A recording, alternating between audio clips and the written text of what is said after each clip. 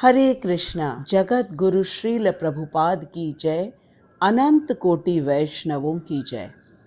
आज हम भगवत गीता यथारूप के 8वें अध्याय का श्लोक संख्या 9 और 10 का अध्ययन करने जा रहे हैं। इस अध्याय का नाम है पार्थ प्रश्न उत्तर योग या अक्षर ब्रह्म योग। अर्जुन ने भगवान से प्रश्न पूछा था कि प्रयाण काल में संयत चित्त वाला व्यक्ति भी किस प्रकार भगवान को जान सकता है। भगवान ने अर्जुन के इस प्रश्न का उत्तर देते हुए कहा, मम स्मरण मम ज्ञान, अर्थात मेरा स्मरण ही मेरा ज्ञान है। भगवान तो अचिंत्य हैं, असीमित हैं। उन्हें कोई भी भौतिक जीव अपनी भौतिक इंद्रियों से या भौतिक बुद्धि से जान नहीं पाएगा, इसीलिए उनका स्मरण करना ही उचित है। आज हम श्लोक संख्या 9 तथा 10 का अध्ययन करेंगे तथा इसमें जानेंगे कि किस प्रकार तथा किसका स्मरण करना है। आज का विषय बहुत ही महत्वपूर्ण एवं रोचक है, इसीलिए आप वीडियो को अंत तक अवश्य देखिएगा। आइए अब हम मिलकर श्लोक संख्या 9 और 10 का वाचन करें। तत्पश्चात हम अपने आचार्यों द्वारा दिया गया अन्वय, भावार्थ, भाव अनुवाद एवं तात्पर्य को पढ़ेंगे। कविं पुराणम अनुशासितारम् अणोऽणीयां समनुस्मरेद्यः सर्वस्य धातारम् अचिन्त्यरूपम् आदित्यवर्णं तमसः परस्तात् प्रयाणकाले मनसाचलेन भक्त्या युक्तो योगबलेन चैव भ्रुवो मध्ये प्राणमावेश्य सम्यक् सतं परं पुरुषम् उपैति दिव्यं। कविं पुराणम् अनुशासितारम्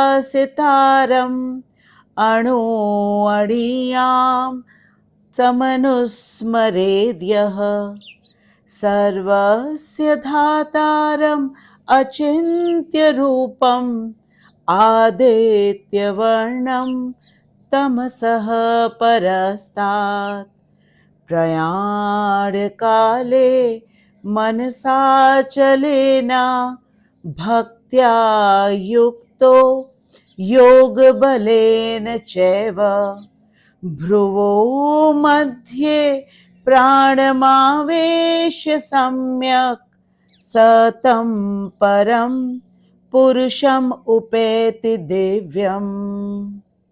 यह जो कविम सर्वज्ञ, पुराणम अनादि, अनुशासितरम सबके नियंता, अणोह अणीयासम सूक्ष्म से भी सूक्ष्मतर, सर्वस्य धातारम सबके विधाता, अचिंत्य रूपम चिंतातीत रूप, आदित्य वर्णम सूर्य के सदृश स्वप्रकाशित, तमसः परस्तात् मायातीत स्वरूप का, प्रयाण काले मृत्यु काल में, अचलेन मनसा निश्चल मन से, भक्त्या युक्तः भक्ति योग के साथ, योग बलेन च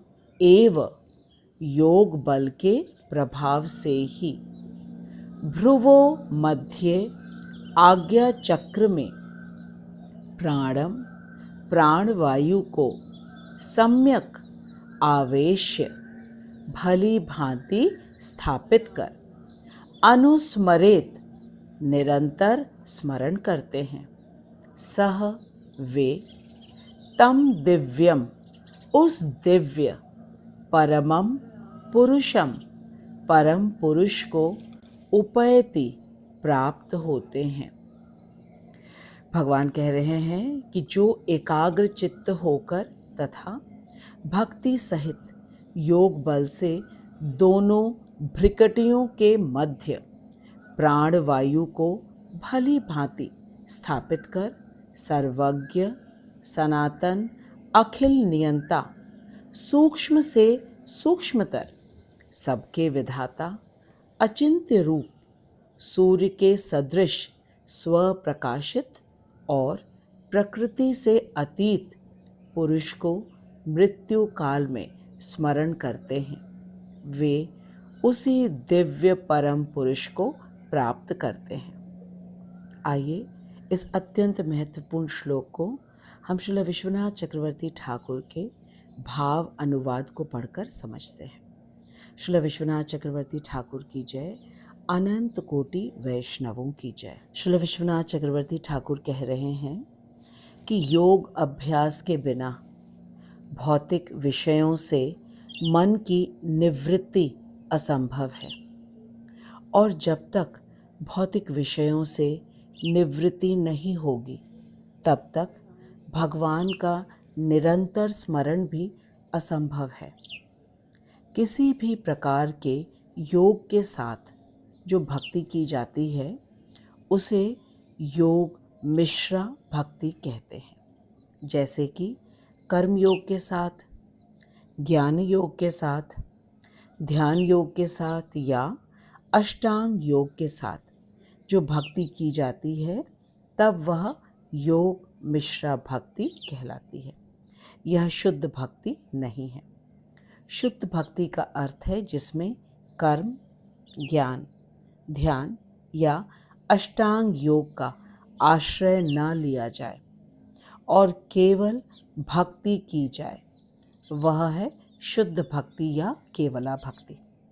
लेकिन आज के श्लोक में भगवान अष्टांग योग के द्वारा जो श्वास को नियंत्रित करके एवं केंद्रित करके भगवान का स्मरण किया जाता है उसके विषय में बता रहे हैं। यह भी एक पद्धति है जो कि पतंजलि योग द्वारा किया जाता है। हमारी यह पद्धति नहीं है क्योंकि हम तो भक्ति योग का अनुगमन करते हैं, लेकिन हमारी जानकारी के लिए भगवान ने इस विधि के विषय में भी बताया है। आज के श्लोक में भगवान हमें स्वयं बता रहे हैं कि किसका स्मरण करना है हमें प्रयाण काल में। आइए अब हम भगवान के एक एक गुण को अच्छी तरह समझें। कविम पुराणम अनुशासितारम अणो अणीयाम समनुस्मरेद यः सर्वस्य धातारम अचिन्त्य रूपम आदित्यवर्णम तमसः परस्तात् प्रयाण काले मनसा चलेन भक्त्या युक्तो योग बलेन चैव भ्रुवो मध्ये प्राणम आवेश्य सम्यक स तम परम पुरुषम उपैति दिव्यम। आइए एक एक शब्द को अच्छी तरह समझने का प्रयास करें। कवि का तात्पर्य है सर्वज्ञ। जब सर्वज्ञ का नाम आता है तो सर्वज्ञ तो ब्रह्मा जी के 4 मानस पुत्र तथा शुकदेव महाराज भी हैं। ये सभी तो आदि कवि हैं, लेकिन चक्रवर्ती पाद हमें स्पष्ट कह रहे हैं कि ये सभी आदि कवि अवश्य ही हैं, लेकिन ये सब सार्वकालिक नहीं हैं। सार्वकालिक का अर्थ है कि हर काल में जिन्हें पूर्ण ज्ञान हो। ब्रह्मा जी जब भगवान के नाभि कमल से प्रकट हुए तब उन्हें कुछ भी ज्ञात नहीं हो रहा था कि उनके प्राकट्य का क्या उद्देश्य है। जब भगवान ने ब्रह्मा जी को हृदय से ज्ञान दिया तब उन्होंने सृष्टि की रचना की। उसी तरह ब्रह्मा जी ने सनकादि ऋषि को जब ज्ञान दिया तब वे सर्वज्ञ हुए, लेकिन भगवान कृष्ण को किसी ने ज्ञान दिया हो ऐसा उल्लेख कहीं किसी शास्त्र में नहीं आता है। ब्रह्मा जी ने ब्रह्म संहिता में भगवान की स्तुति करते हुए कहा है, गोविंदम आदिपुरुषम तमहम भजामि, अर्थात हे गोविंद, आप आदि पुरुष हैं, मैं आपका भजन करता हूँ। भजन अर्थात पूजा। इससे स्पष्ट हुआ कि एकमात्र कृष्ण ही सर्वज्ञ हैं, आदि कवि हैं, इसीलिए उन्हें पुराण कहा गया है। पुराण अर्थात सनातन, सबसे पुराना, अनादि। अब यहाँ एक और बात आई कि पुराण और आदि कवि तो हृदयस्थ परमात्मा भी हैं। भगवान ने स्वयं ही पिछले श्लोकों में कहा है कि उनमें और परमात्मा में कोई भेद नहीं है। भगवान ने कहा है कि जीवात्मा भगवान का भिन्न अंश है, लेकिन परमात्मा स्वांश है। लेकिन यहाँ और स्पष्ट करने के लिए अनुशासितरम कहा गया है। अनुशासितरम में कई अर्थ हैं। इसका अर्थ यह है कि जो सबको अनुशासन में या नियंत्रण में रखे, और अनुशासितरम से शिक्षा का भी तात्पर्य होता है। शिक्षा तो राम कृष्ण स्वरूप में भगवान देते हैं। भगवान राम का पूरा जीवन मनुष्यों के लिए परम शिक्षाप्रद है। भगवान राम ने एक आदर्श पुत्र, पिता, पति, भाई, राजा के रूप में हमारे सामने उत्तम उदाहरण रखा है, और भगवान कृष्ण ने हमें भगवत गीता के रूप में मनुष्य जीवन का परम लक्ष्य की प्राप्ति के लिए उपदेश दिया है। लेकिन भगवान परमात्मा रूप में कोई उपदेश नहीं देते हैं। परमात्मा रूप में वे केवल एक न्यायाधीश की भूमिका निभाते हैं। वे जीवात्मा के हृदय में उपदृष्टा और अनुमंता के रूप में विराजमान रहते हैं, अर्थात एक साक्षी के रूप में सब कुछ देखते हैं, लेकिन उपदेश नहीं करते हैं। उपदेश तो राम कृष्ण आदि पुरुष स्वरूप में ही भगवान करते हैं। ऐसे कृपालु भगवान सुदुर्गेय तत्व हैं, क्योंकि वे अणु से भी अणु हैं। यह अणु जीवात्मा भगवान कृष्ण का अंश है। अब हमें स्पष्ट रूप से पता चल गया कि यहाँ भगवान, जिनको कविम कहा गया है, जो आदि पुरुष हैं, सर्वज्ञ हैं, अनादि हैं, वे भगवान कृष्ण हैं। परमात्मा स्वरूप के लिए नहीं कहा है, क्योंकि परमात्मा स्वरूप उपदृष्टा हैं, अनुमंता हैं, एक साक्षी रूप में, लेकिन वे उपदेश नहीं करते हैं। उपदेश तो राम कृष्ण स्वरूप में भगवान ही करते हैं। उन्हीं भगवान को आदि कवि कहा गया है, जो कि सर्वज्ञ हैं। इसके पश्चात भगवान के लिए कहा गया है कि वे अणु से भी अणु हैं, और भगवान इस अणु अंश के हृदय में परमात्मा रूप में विराजमान है। ये बिल्कुल वैसे ही है जैसे कि एक व्यक्ति कमरे में बैठा हो और कमरा भी उसके हृदय में हो, उसके अंदर हो। हम सभी इस सृष्टि में हैं। भगवान इस सृष्टि के कण कण में हैं। यह सृष्टि भगवान की बहिरंगा शक्ति से सृजित है। भगवान शक्तिमान हैं, और यह सृष्टि भगवान की शक्ति है। शक्ति और शक्तिमान एक ही है। भगवान और प्रकृति में केवल अंतर ये है कि भगवान हैं पूर्ण शक्तिमान, और यह प्रकृति उनकी शक्ति है। इस प्रकार भगवान और उनकी प्रकृति में भेद है और भेद नहीं भी है। भगवान नियंत्रक हैं और प्रकृति भगवान में नियंत्रित है, भगवान से नियंत्रित है। बस इतना ही भेद है भगवान और प्रकृति में। कितने आश्चर्यजनक बात है कि भगवान हर जगह हैं और वही भगवान परमात्मा रूप में सबके हृदय में है। भगवान अति अणु हैं, सूक्ष्म से भी सूक्ष्मतर हैं और पूरी सृष्टि के रूप में सबसे बड़े हैं।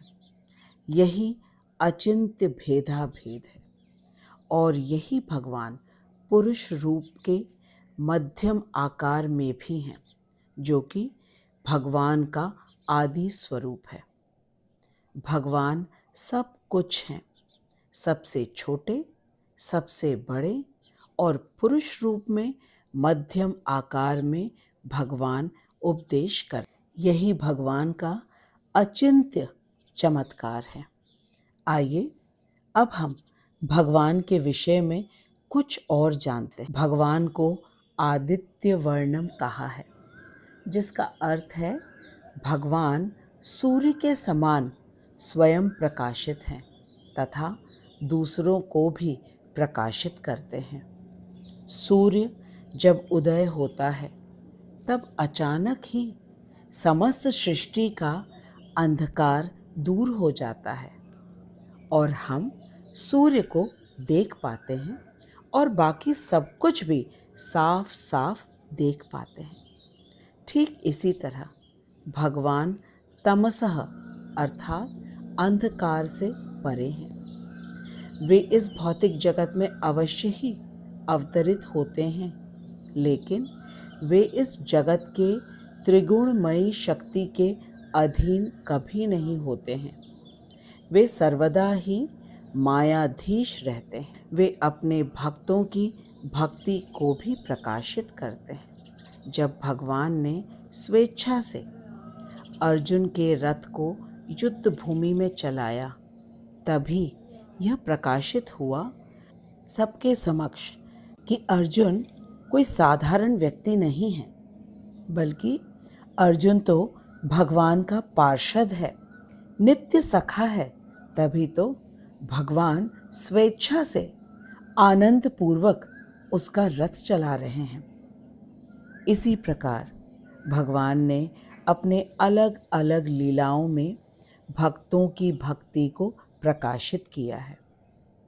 प्रहलाद ने जब ये कह दिया कि भगवान खंबे में हैं, तो भक्त वत्सल भगवान खंबे से प्रकट हो गए। भगवान राम ने माता शबरी के पास जाकर माता शबरी के धैर्य, पूर्ण निष्ठा को, गुरु वचन के ऊपर आश्रय को प्रकाशित कर दिया। वृंदावन की बाल लीलाओं के द्वारा भगवान ने यशोदा मैया का वात्सल्य प्रेम प्रकाशित किया।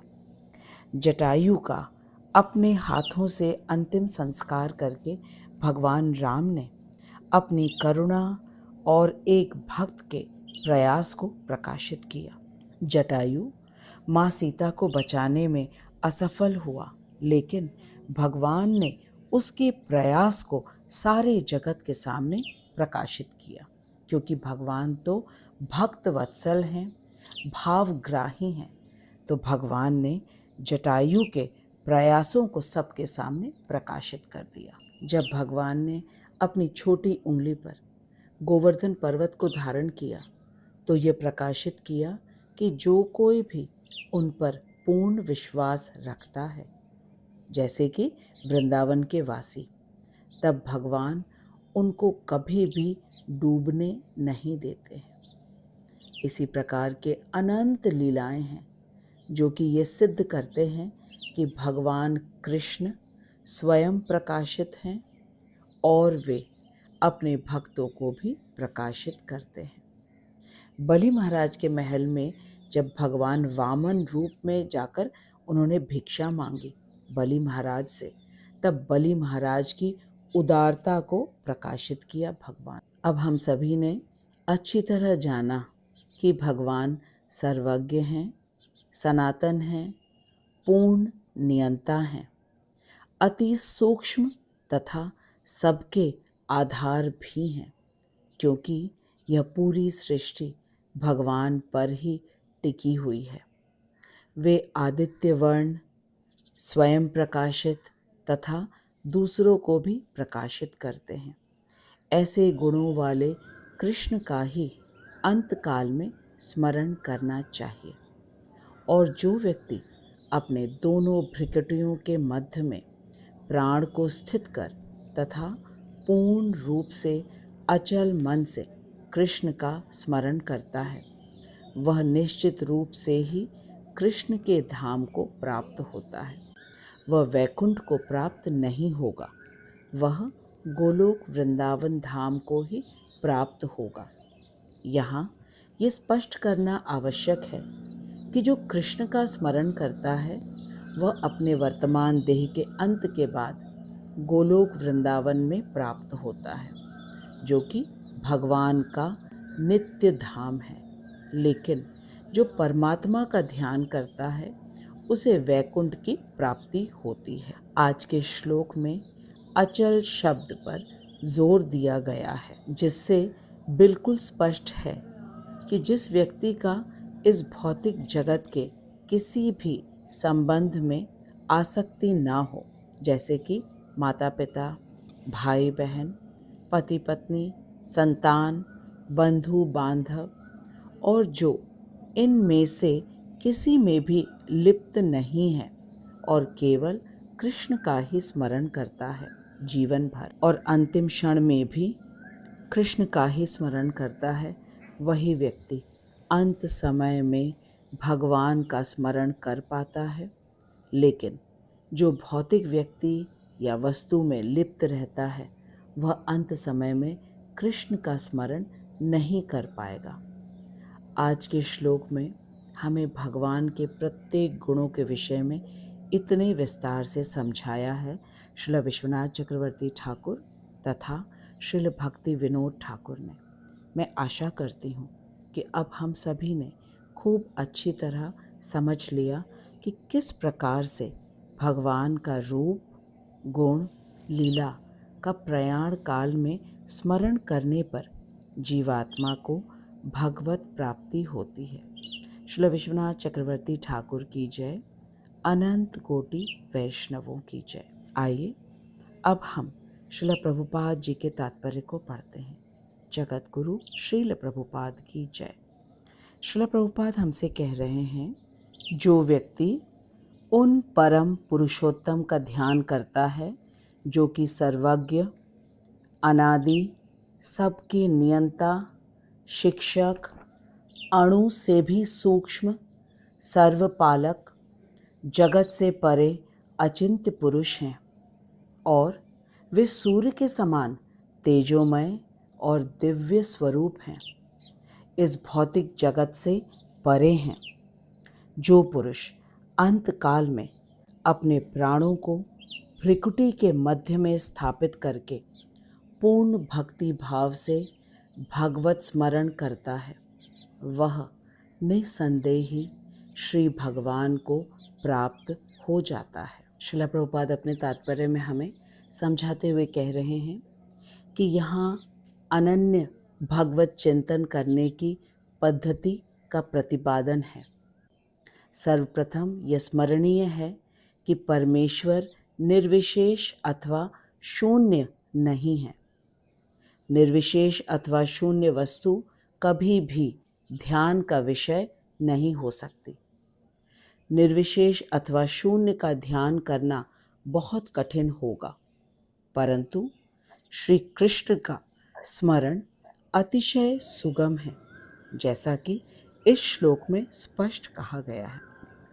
इसीलिए सबसे पहले ये जानना आवश्यक है कि भगवान राम, कृष्ण आदि रूपों में दिव्य पुरुष हैं। उन्हें कविम कहा गया है, जिसका अर्थ है कि वे त्रिकालज्ञ हैं।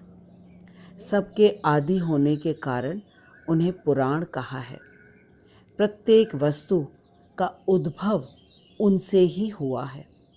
वे ब्रह्मांड के परम नियंता हैं और मानवता के प्रतिपालक तथा उपद्रेष्टा हैं। वे अणु से भी सूक्ष्मतर हैं।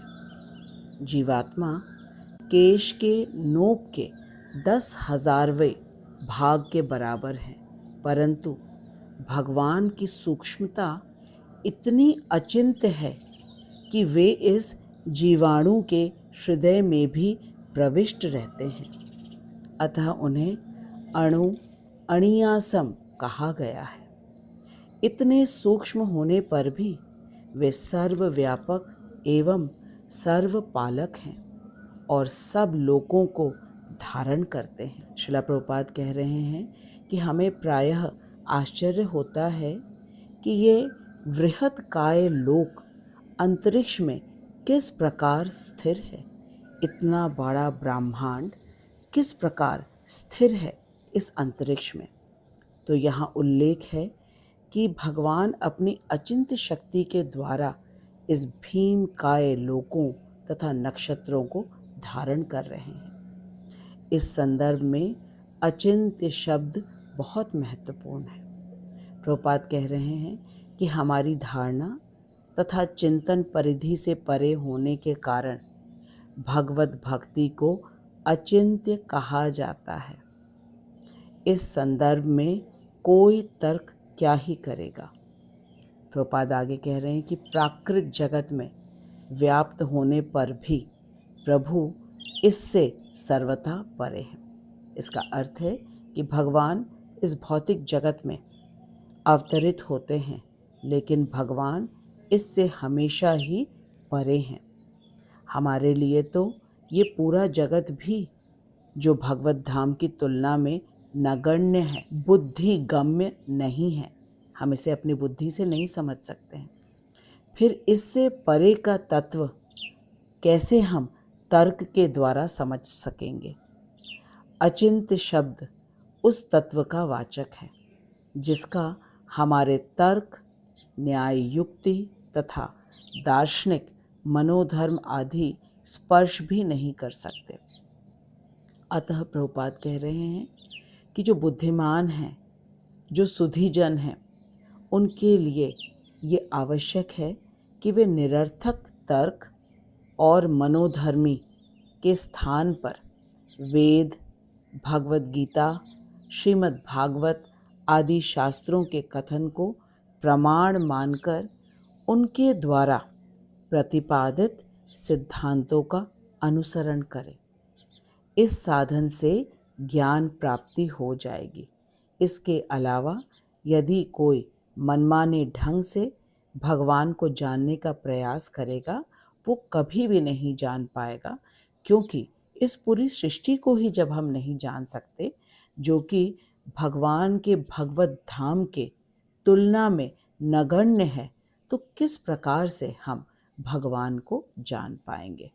प्रभुपाद हमें बता रहे हैं कि उन व्यक्तियों के लिए जो कि हठ योग या अष्टांग योग का अनुशीलन करते हैं, उन व्यक्तियों के लिए विधान है कि अंतकाल में अपने प्राण को भ्रिकुटी के मध्य स्थापित करके पूर्ण भक्ति भाव से भगवान का स्मरण करें, तो वे भी निसंदेह श्री भगवान को प्राप्त हो जाते हैं। लेकिन प्रभुपाद कह रहे हैं कि जो इस प्रकार के योग अभ्यास का अभ्यास नहीं कर सकते हैं और शुद्ध भक्ति में हैं, अर्थात उनका हृदय हमेशा कृष्ण की कथा, कृष्ण के कीर्तन में लगा है, उन्हें बहुत ही सरलता से अंतकाल में श्री भगवान की कृपा से भगवान की स्मृति अवश्य हो जाएगी। और इस बात की पुष्टि 14वें श्लोक में की गई है।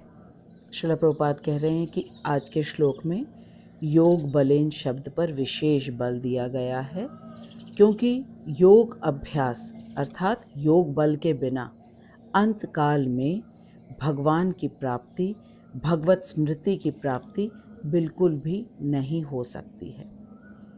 फिर चाहे वो अष्टांग योग हो या भक्ति योग हो। अष्टांग योग का जो अनुशीलन करते हैं वह मार्ग अत्यंत कठिन है, लेकिन भक्ति मार्ग अत्यंत सुगम है और सरल है। प्रभुपाद जी के पूरे तात्पर्य को पढ़कर अब हमने अच्छी तरह जान लिया है कि श्री भगवान जो कि सर्वज्ञ हैं, पुराण पुरुष हैं, सबके नियंता हैं और जो सर्वज्ञ हैं वह निराकार नहीं हो सकते। निराकार ब्रह्म भगवान कृष्ण की एक आंशिक अभिव्यक्ति है जिसे हम एक दिव्य प्रकाश अथवा ब्रह्म ज्योति के रूप में जानते हैं। भगवान श्री कृष्ण पुराण पुरुष हैं जो कि अणु आत्मा से भी सूक्ष्मतर हैं और वे इतने बड़े हैं कि समस्त ब्रह्मांड को धारण करते हैं और मध्यम आकार पुरुष स्वरूप में अर्जुन को भगवत गीता का उपदेश दे रहे हैं। ये सब बिल्कुल अचिंत्य है। इसीलिए श्रील प्रभुपाद जी कहते हैं कि हम अपने मनमाने ढंग से कृष्ण को कभी भी ठीक प्रकार से नहीं जान पाएंगे। कृष्ण हमसे स्वयं अपने विषय में बता रहे हैं भगवत गीता में। हमें तो बस पूर्ण श्रद्धा और निष्ठा से भगवत गीता श्रीमद् भागवत को गुरु परंपरा से समझने का प्रयास करना चाहिए। हमें प्रत्येक दिन 16 माला हरे कृष्ण महामंत्र का जप करना चाहिए और गुरु और गोविंद से अत्यंत असहाय होकर प्रार्थना करना चाहिए कि वे हमें भगवान के नाम को लेने के लिए रुचि प्रदान करें। जो इस सरल से साधन को नित्य प्रतिदिन साधन करेगा उसे अंत समय में कृष्ण का स्मरण अवश्य ही होगा। इसके अलावा जो अष्टांग मार्ग के अनुयायी हैं उनके लिए कहा गया है कि जो पुरुष अंतकाल में अपने प्राणों को भ्रिकुटी के मध्य में स्थापित करके पूर्ण भक्ति भाव से भगवान का स्मरण करता है वह निसंदेह ही श्री भगवान को प्राप्त हो जाता है। भ्रिकुटी अर्थात भौं है। श्रील प्रभुपाद जी हमें फिर से बता रहे हैं कि जो व्यक्ति इस अष्टांग योग अभ्यास का पालन नहीं करता है लेकिन उसका हृदय सदा ही कृष्ण के कथा, नाम, रूप, गुण, लीला आदि के श्रवण में मग्न रहता है उसे अंतकाल में भगवत कृपा से श्री भगवान की स्मृति अवश्य हो जाएगी। इस बात की पुष्टि इसी अध्याय के श्लोक संख्या 14 में विशद वर्णन से होगी। इस श्लोक में योग बल शब्द पर विशेष बल दिया है, योग बलेन, जिसका तात्पर्य है कि बिना योग के अभ्यास के अंतकाल में भगवत स्मरण नहीं हो सकता। योग अभ्यास करना अत्यंत आवश्यक है। फिर चाहे कोई भक्ति योग के साधन का अभ्यास करे या कोई हठ योग द्वारा अपने श्वास को भौहों के बीच में केंद्रित करके भगवान का स्मरण करे, लेकिन योग अभ्यास अनिवार्य है। हठ योग अत्यंत कठिन है लेकिन भक्ति योग के द्वारा कृष्ण की कथा का श्रवण करना अतिशय सुगम है। मैं आशा करती हूँ कि दोनों प्रकार के योग के विषय में जानने के पश्चात हम सबको ये लग रहा है कि कृष्ण कथा, कीर्तन तथा कृष्ण नाम का जप करना अत्यंत ही सरल है और इस प्रकार जो श्रील प्रभुपाद जी के द्वारा बताए गए 4 नियमों का पालन करेगा, जैसे कि मांसाहार नहीं करना, मदिरा पान नहीं करना, जुआ नहीं खेलना और किसी प्रकार का कोई अवैध संबंध नहीं रखना और प्रतिदिन पूर्ण श्रद्धा और भक्ति से 16 माला का जप करना। इस प्रकार के निरंतर अभ्यास करने से मन अविचलित हो जाता है और अंत समय में भगवान कृष्ण के सुंदर रूप का स्मरण अवश्य ही होगा। मैं श्रील प्रभुपाद, श्रील विश्वनाथ चक्रवर्ती ठाकुर तथा अपने शिक्षा गुरु को दंडवत प्रणाम करती हूँ, जिनकी अहेतु की कृपा से हम भगवत गीता के गुह्य ज्ञान को इतनी सरलता से समझ पा रहे हैं। मैं आपको हृदय से धन्यवाद देती हूँ कि आप इतनी निष्ठा एवं नित्यता से भगवान के श्री वचनों का श्रवण कर रहे हैं। इसी विषय को भगवान हमें श्लोक संख्या 14 तक और विस्तार से बताने वाले हैं। श्लोक संख्या 9 से 14 तक योग मिश्रा भक्ति के विषय में बताया है भगवान ने। यह शुद्ध भक्ति नहीं है, लेकिन अवश्य ही एक पद्धति है जो कि शास्त्र अनुमोदित है। भगवान के एक एक वचन को जानने के लिए आप भगवद गीता यथारूप से जुड़े रहिए। खूब मन लगाकर हरे कृष्ण महामंत्र का जप करिए। यदि आपके मन में कोई प्रश्न हो तो कमेंट बॉक्स में अवश्य ही लिखिएगा। लाइक करिए और अन्यों के साथ शेयर करिए। भगवान प्रसन्न होते हैं। अब हम अगले सप्ताह मिलेंगे। तब तक आप खूब मन लगा के हरे कृष्ण महामंत्र का जप करिए और सदा प्रसन्न रहिए। हरे कृष्ण